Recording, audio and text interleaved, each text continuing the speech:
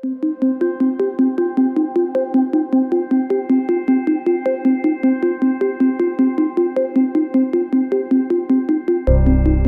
New Yorkers will immediately recognize the words Cookshop, Shuka, Vic's, Chouquette, and Rosie's. They are an outstanding group of restaurants under the umbrella of the Bowery Group and core to a remarkable vision of community and food and the people who make it and serve it by one man. For obvious reasons, I was proud to learn that the famous New York chef Marc Meyer, today's guests, initially found his passion and vocation from an Italian cookbook. Marc Meyer is a longtime New York City chef specializing in Mediterranean-inspired cuisine and known for his commitment to sourcing locally, seasonally, and sustainably. He and his partners operate these restaurants here in our city. When not in the kitchen, Chef Meyer donates his time to an indigenous community center in Mexico. And that is only where the story starts. Hi, everybody. It's Lou. Welcome again to The Intelligent Community, the podcast of the Intelligent Community Forum. Our podcast is brought to you by the members of the Intelligent Community Forum. For a look at these cities around the world, visit intelligentcommunity.org. Well, we talk about the soul of the city. The soul is fed by culture, and culture's ingredients include food, real food, especially food. One of the least known communities within the city of New York, to most of you probably, and one that represents its diversity more than anything, even the United Nations, are its restaurants and the people who work there.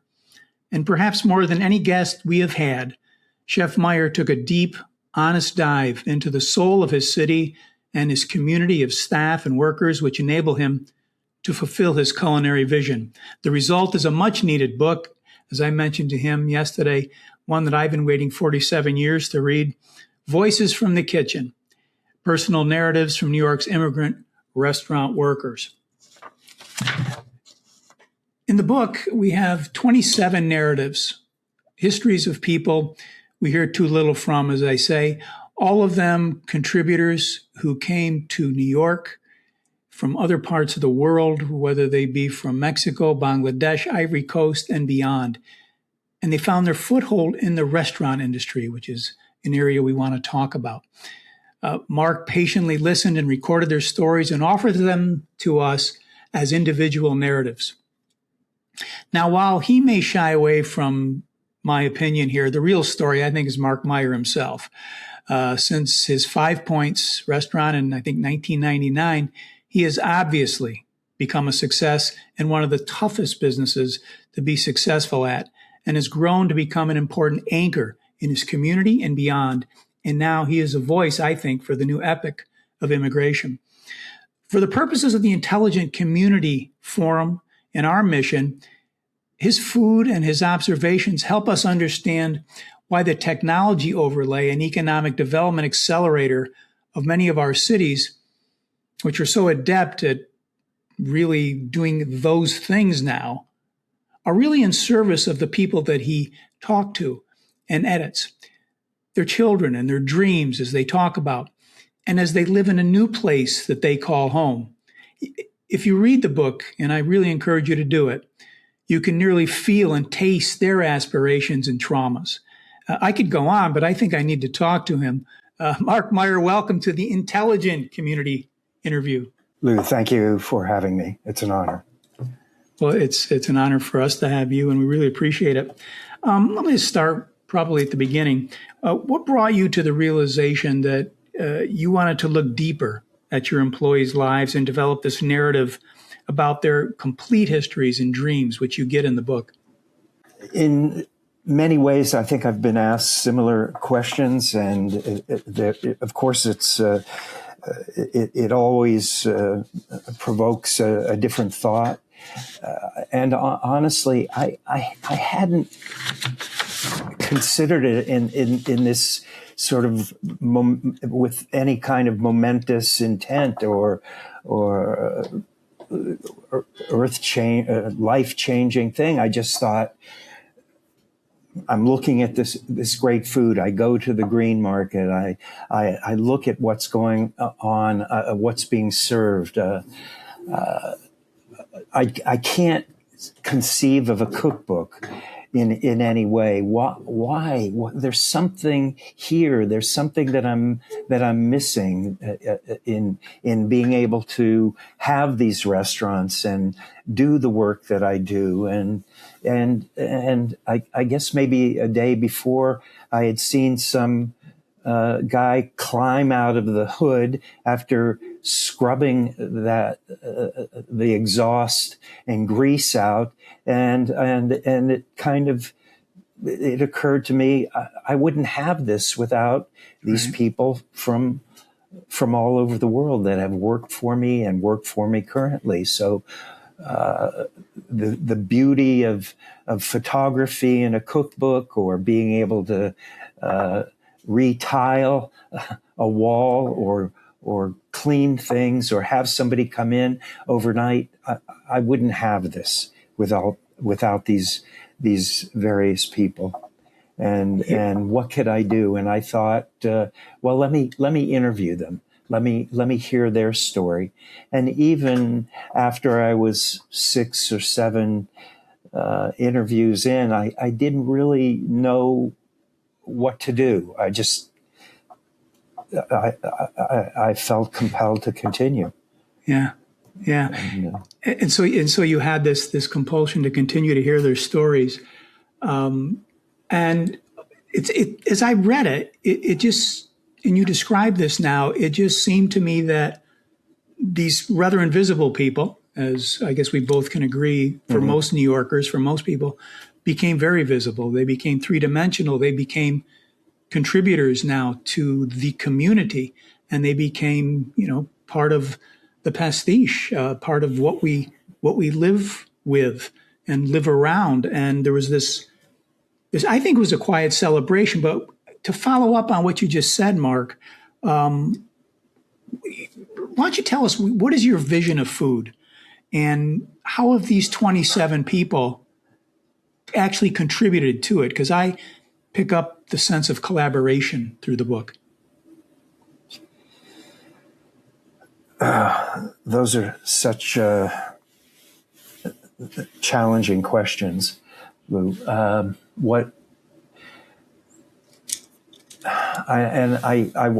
It's easy to use cliche when in an attempt to answer that, but part of it, it's bittersweet. There's a longing.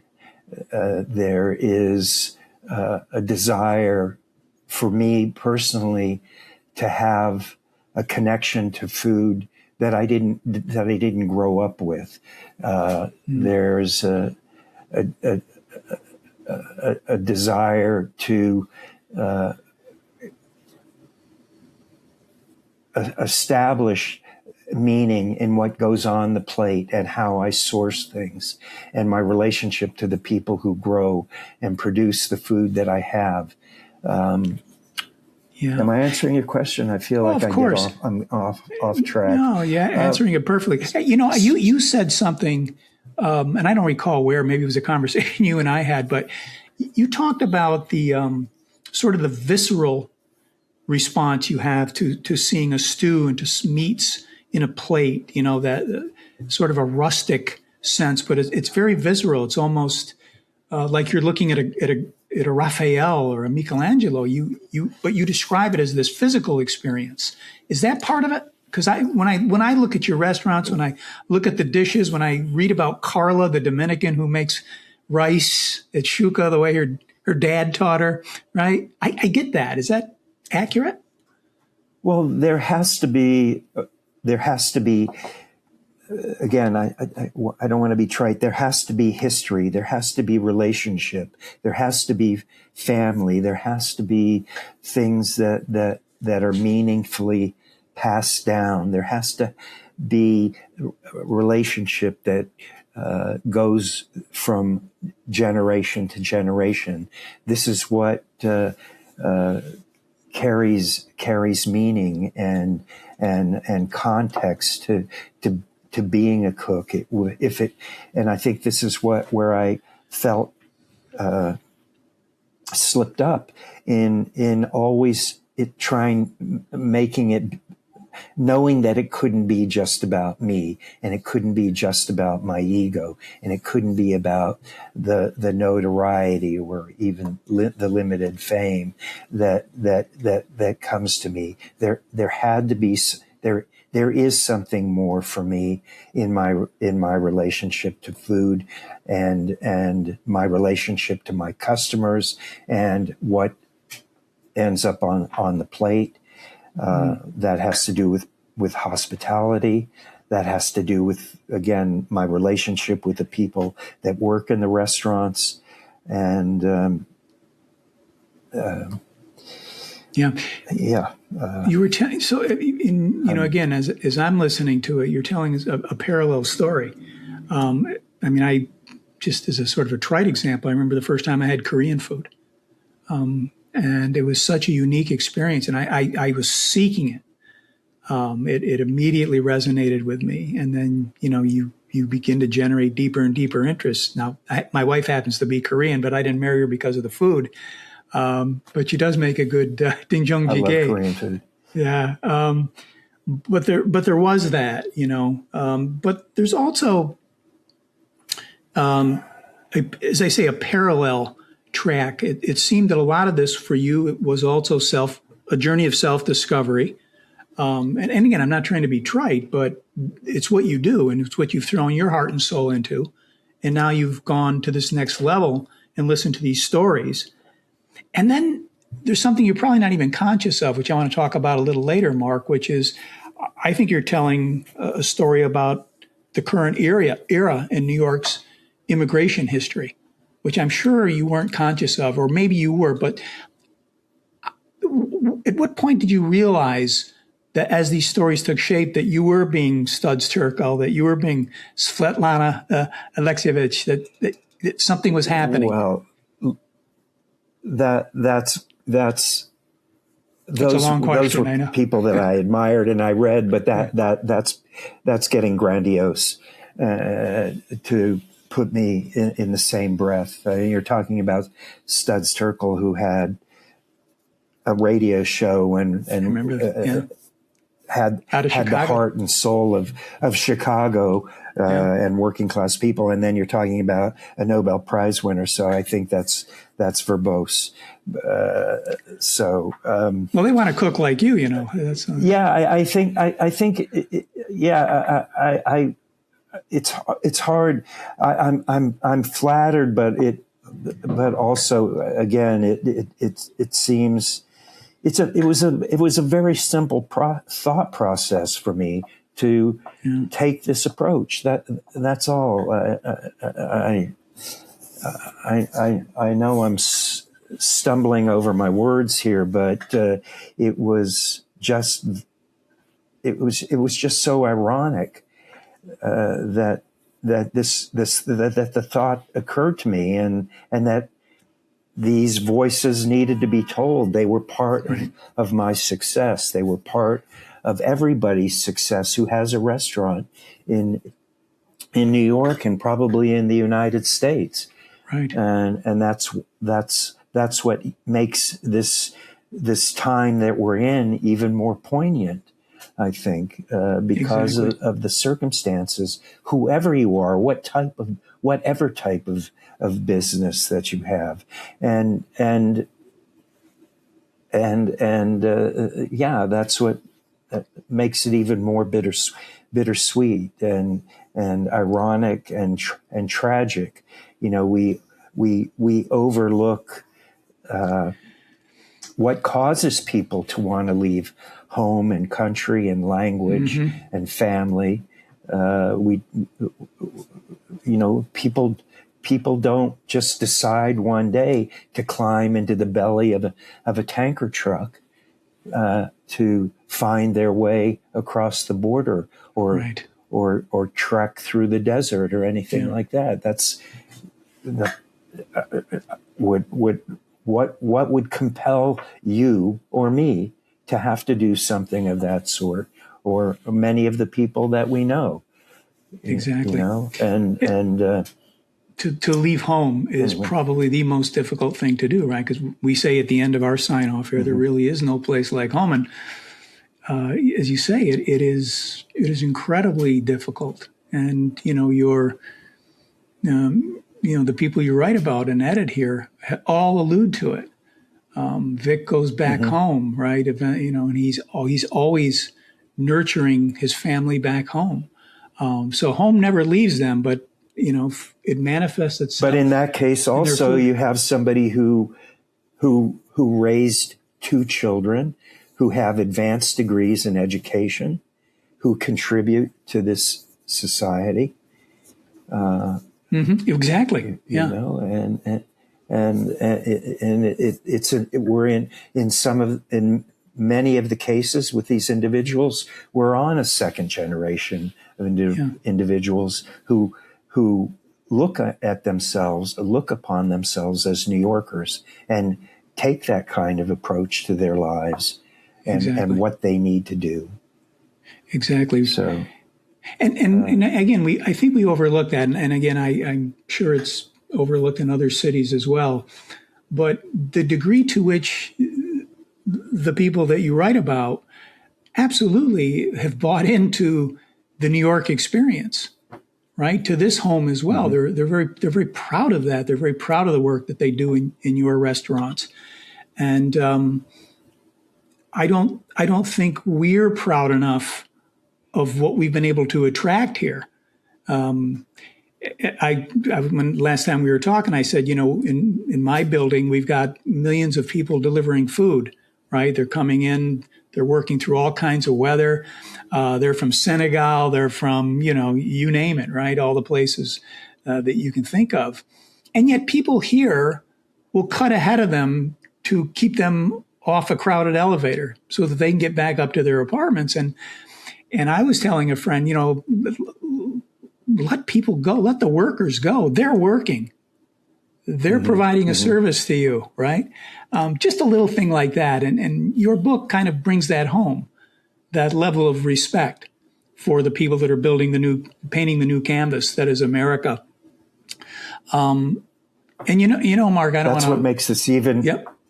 That's right. That's what makes this even more ironic, because I had no idea where the political climate would be whatsoever. When I started this, it was over 3 years ago that I began the project, and it was really just out of an innocent idea and something that had occurred to me in a moment that I thought it was important. It was something I wanted to do. And let these people speak for themselves and for what they have done and what they've done for me. Yeah. It was a story that needed to be told. I mean, again, that's what struck me. As I say, ICF explores best practices to help people strengthen, build, and understand communities, and to really be able to comfortably and confidently call the place home wherever they are. The diversity of your kitchen is sort of a mosaic of people and cultures, and they bring a range of assets to the country. There's no question they've actually made my life richer and broader. I've made friends, right? I can go out on the street here where I am on the Upper East Side and go to 5 places, and they're from 5 different countries. And, I have great relationships with them, and they know my family. They know everything about me. And they've contributed, and they continue to contribute as I hope I contribute. Mark, again, I know you're not in the political business, but what would you advise cities who have this flow of people in their service economies in terms of developing policies, whether they're educational or whatever, that actually help get the most out of these assets from these places where the people speak 7 languages and come here? I mean, those are assets just sitting there, as you found in your kitchen. Well, I think it's not anything that thoughtful civic leaders are not considering anyway, I don't have anything unique to say about that. I think one of the most important things, one of the most effective things is education, because access to education and equitable education is what will have the best effect on people. It will allow people to have skills, acquire skills, be able to participate more in the civic world that we're living in. And if you have people that are living in temporary shelters or are considered migrants and are not recognized in valid ways. Look, my family went through Ellis Island. If there's not something comparable that provides for a way of stabilizing these people, of getting them into there's jobs everywhere. If we could make them legal in some way. But I think, to answer your question, I think education's one of the most important things. Yeah, I do too. And to stop demonizing people. So, and the families that pursue it, they want it for their kids. The way our parents and grandparents, my grandparents were immigrants. I think yours were as well. Wanted that for us. Which leads to a question, Mark. Obviously, we're both products of immigration. Somebody took a chance on our ancestors. And it wasn't any easier for them. How do you compare the group that came from the European continent to what's been coming now from different parts of the world, the flow of people to America in particular, but obviously other places? Well, I don't know if I'm equipped to be able to answer a question like that. I'm not that would require a historian, I think. But I think what's happening now, what happened then in the generations that brought European migrants here, that would help us understand things, is that we're not looking at the reasons that cause people to feel compelled to leave their homelands. Yeah. And if we can't evaluate that, we're going to continue to look at people who are coming here to take advantage of the U.S. And that's the easiest label. They're the other. They are people who are taking something away from me. They are taking food from me. They are taking jobs away. And that's an easy explanation, rather than looking at historical context, looking at the predatory nature of the United States in its relationship to Central and South America, for example. There are reasons that we can look at to see and understand why people left. Obviously, it was much more clear to see why Syrians left in the millions, or why Venezuelans left in their country in the millions. And if we don't try to consider that, we are going to just continue to demonize people and blame them. Yeah. So, and it's that's an explanation coming from a cook. So it's a pretty good one. Or an answer coming. Yeah, I think it's spot on though. And, again, we go through this episodically, this to use a food analogy, digestive period where we get this massive flow in, as we did with the Europeans. And it seems to take the country a couple of, at least a generation to grasp it, to realize, hey, the Italian culture, not too bad. I can get all this good food. I can get all of this art, and obviously I can get the Godfather movies from an Italian director. Similar with the Jewish and the Irish traditions. And you say in your book that you've worked shoulder to shoulder with people who have, quote, witnessed famine and organized brutality, shared meals, trekked across deserts, and hidden in the bellies of tanker trucks.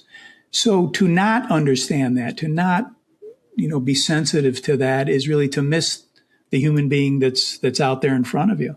And as you say, the reason that they're here. Well, that happened over time too. It wasn't, I was, a young cook. I didn't know where people were from or what it meant that they were here. It was just, well, there's Puerto Rican and Mexican guys. And when I first started in the kitchens in New York, everybody from dishwasher to cook were Chinese. And then It seemed as though overnight it became Mexicans from the state of Puebla. Yeah, that's because many of the Chinese had acquired savings and went out to Queens. Exactly. Right? So it's part of bought that, a couple of homes. Shifting. Yeah. Right. Became landlords. Yeah. And sent kids to Harvard, colleges. Yeah. Exactly. Right. That's the way it's supposed to work. I mean, I don't know why. Yeah. That's the way it's supposed to work. And right. You also said something. These are not criminals. No, far from it. Describing the restaurants of New York, you also noted that, quote, all of us needed something to leave behind. What did that mean? Do you remember that quote? Yeah. Well, I also think I said something like, to the effect of being lost in one's life. And that's probably more a description of a middle class American kid, maybe, who felt that going to college didn't make sense or was unsuccessful at a higher education or didn't fit into that mold of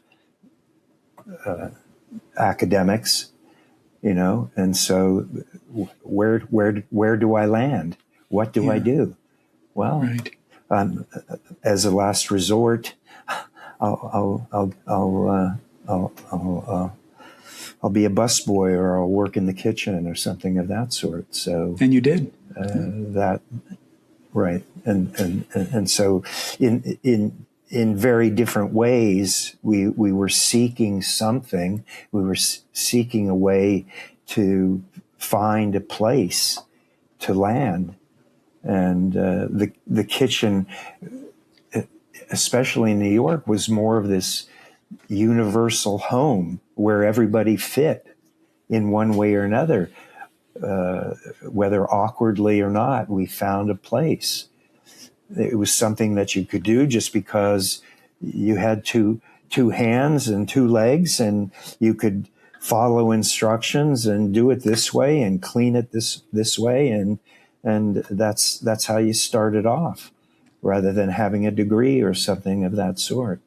Right. So I think being lost, this was a home.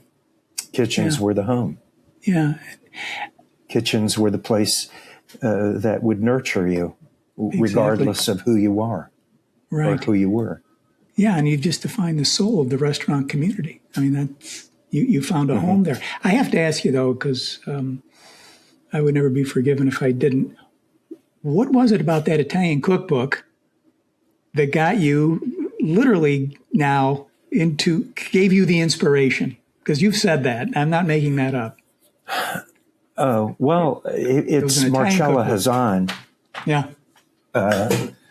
Classic Italian cooking. And, well, I don't know. I guess there had been other authors, obviously, but I think it was the simplicity of her recipes, the line drawings, and it wasn't about tomato sauce and meatballs that I found so. It was vegetables. It was how to clean squid. It was how to make a simple pasta.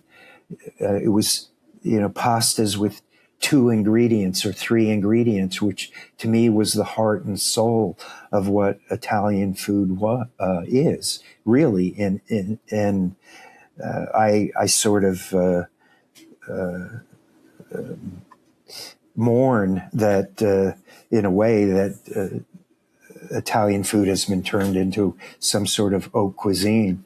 Don't get me wrong. I think there's great things that are being done, but anyway, it was my 2 grandmothers would freak just out. Liberating. Yeah. Pardon me? I would say my 2 grandmothers would freak out at that. Yeah. Right, and for me, who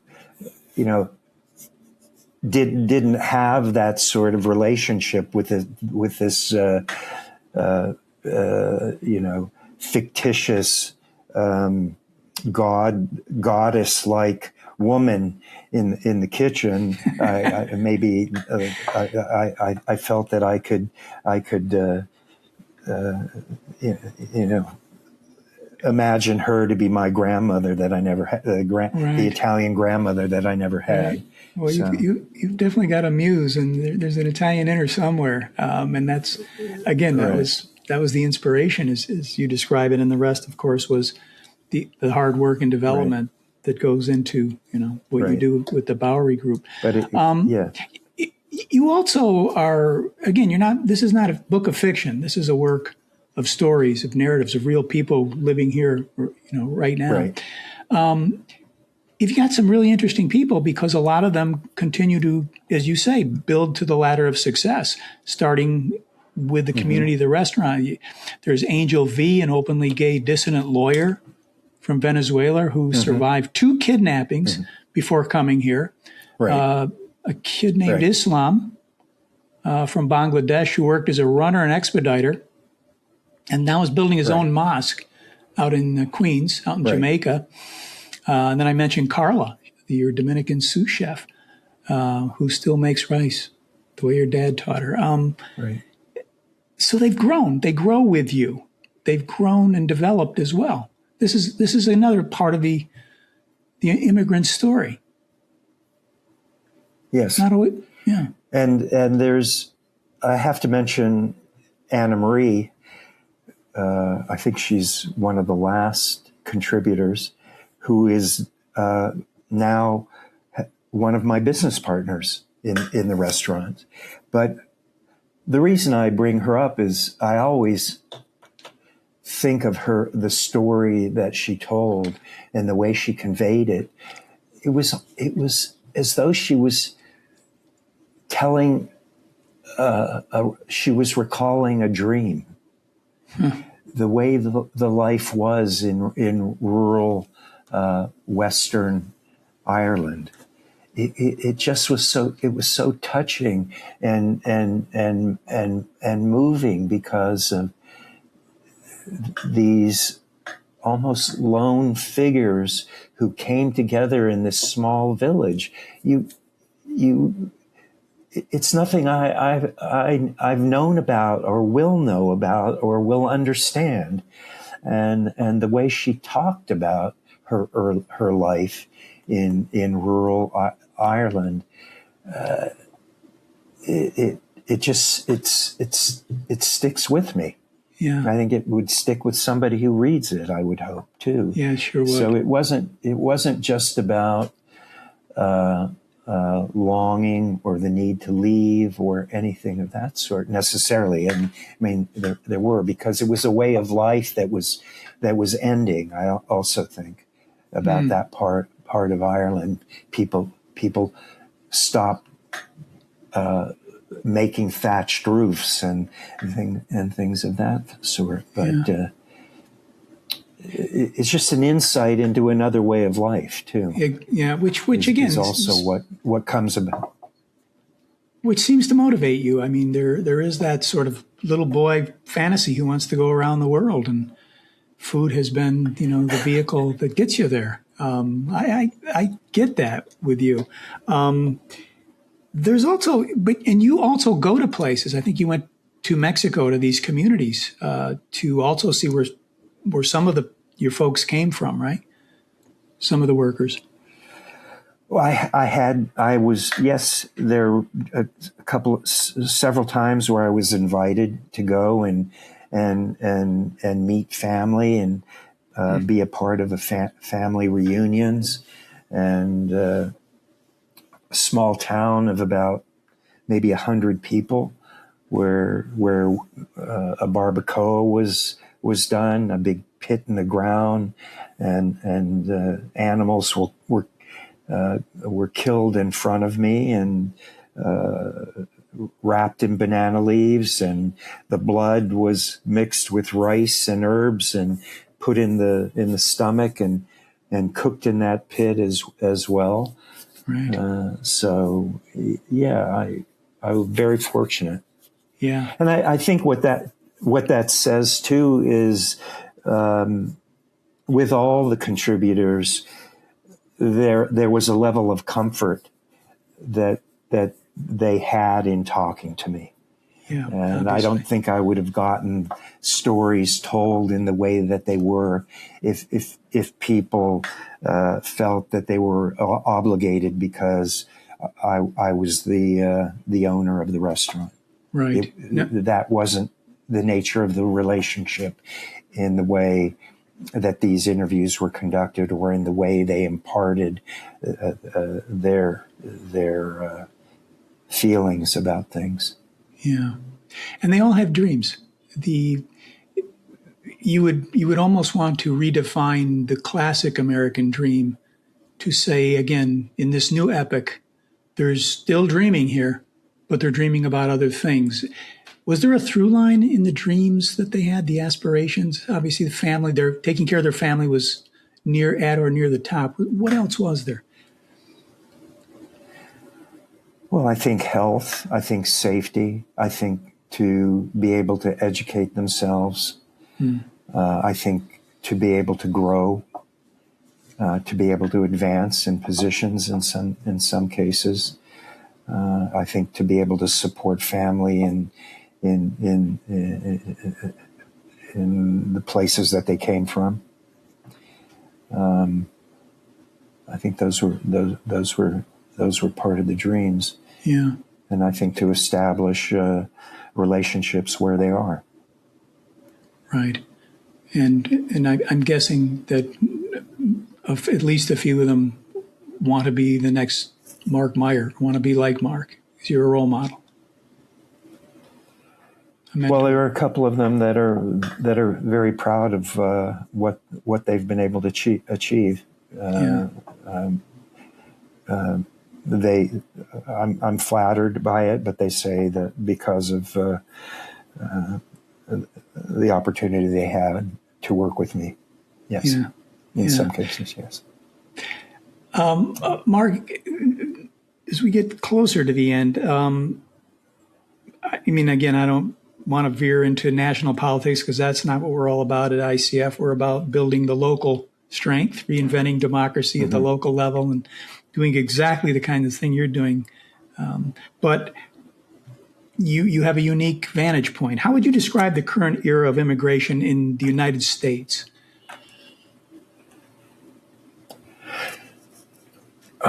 Oh, I don't know. The current era of immigration? And I'll tell you why. When I read your book, I actually came away with a more optimistic view of immigration in the United States, because we always hear how badly it's going and there's, ICE officers running up and down the streets. But I read your book and I take away the idea that the dream is still alive, that people are being fed by it. Right. Well, I think it's, how can I adequately answer that?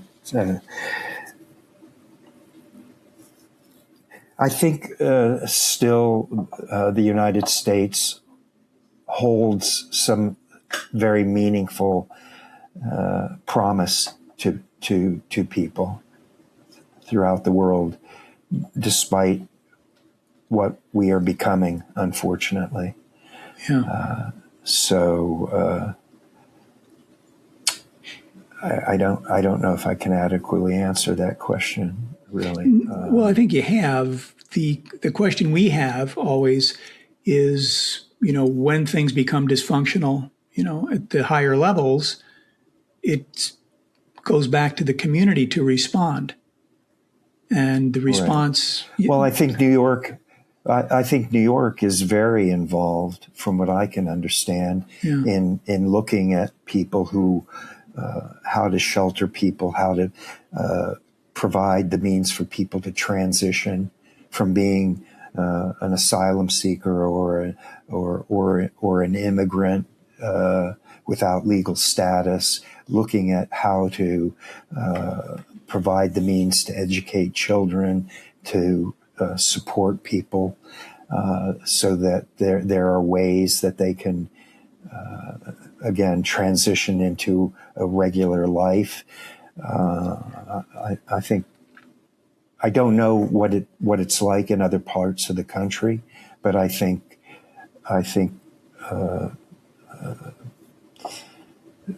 the political climate is probably very positive for managing and dealing with immigration, the issues around immigration. Yeah. But I can't really adequately answer that question, Lou. Again, you've answered it, Mark. Look, I ask another question as a New Yorker. How long have you lived here? Mm-hmm.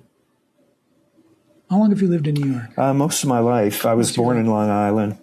Yeah. My father was in the military, so those years took me away. Yeah. I went to school for a while in California. My wife was born and raised in the West Village. We raised two boys over on the Bowery. So I think I'm. Hence the Bowery group. I might count as count as a New Yorker at this point. Yeah, exactly. I feel the same way. 47 years. But people, again, your book reinforced so many things for me as a New Yorker as well, and why I'm part of this community, why I try to be so active in it in different ways. People always ask me, I don't know if they ask you this, where else would you like to live? Or what's your favorite city? Because we've seen, obviously, a lot of them at ICF, and there's some great ones out there. But they always ask, where would you like to live? Where else would you like to live? Or are you thinking about leaving, because you're getting older and, New York has potholes, you could break your ankle, all that shit, all that stuff. And I honestly answer every time, where else could I go? First of all, who else would have me? But it's like, right? But the reason it's not a negative one. It is because of this, because of what's around me, because of how I'm fed, because of who I meet, because of, what I'm able to do. Right. Do you have that same feeling? Well, I don't think I've ever felt a need to question staying in the United States more so than now. But then I also think, what would it do for me to leave? And where would I go? Would that make things any better here? So it's a conundrum, and I don't have in a fantasy, right? What would I go to the south of France, or would I go to the west coast of Sicily? Yeah, maybe. I don't know. But, yeah, maybe for a couple of weeks. What? Yeah, and then I'd want to be back in New York, probably. Right. Yeah, I don't know. My kids and grandkids now are in Los Angeles, but it's not really my favorite place, unfortunately. I understand. But again, you stay where you are, and you develop it because you're going to develop yourself again through the processes that you've gone through, and we see it everywhere. I always mention Vietnam, where we do a lot of work, in the Binh Duong province, where we're now seeing young people coming back into that place because they sense that there's hope. It's a new Vietnam for them, and now they're coming back home because people basically want to be. Yeah, it's been remarkable what they've been able to accomplish, and I think we've always had that built-in advantage here, and the idea that you should leave because there's an unfavorable political climate or something else. It just doesn't make sense to me when I can be Marc Meyer and sit down and interview 27 people and give, thousands of people hope in a book, or I can do what I do. So, I don't know if your optimism begins to get sharper as you get older, or if it's diminishing, even though, you've got this book out.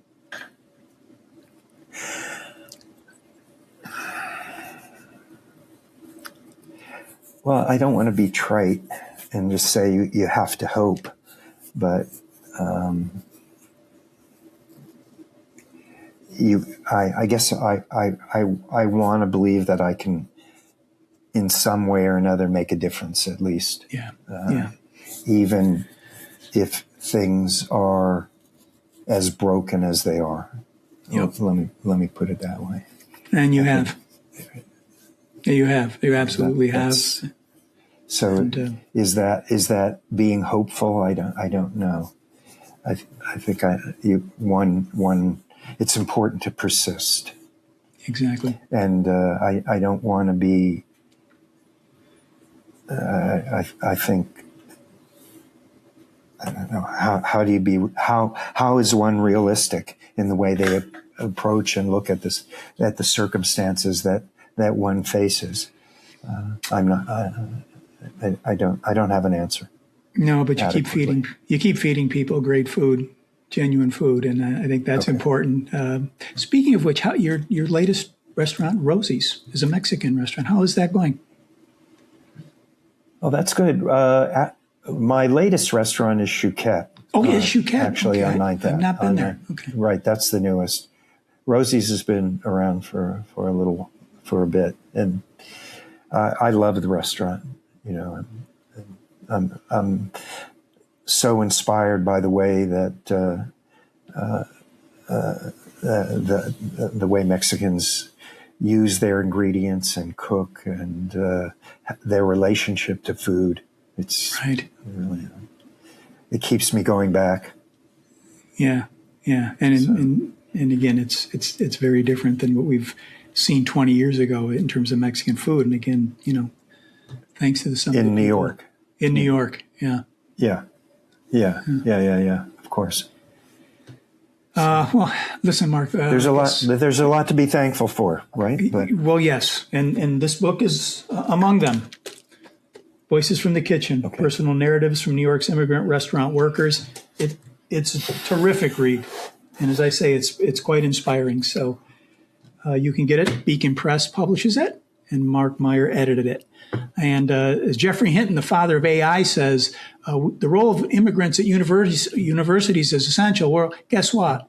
Essential in New York at the restaurants too.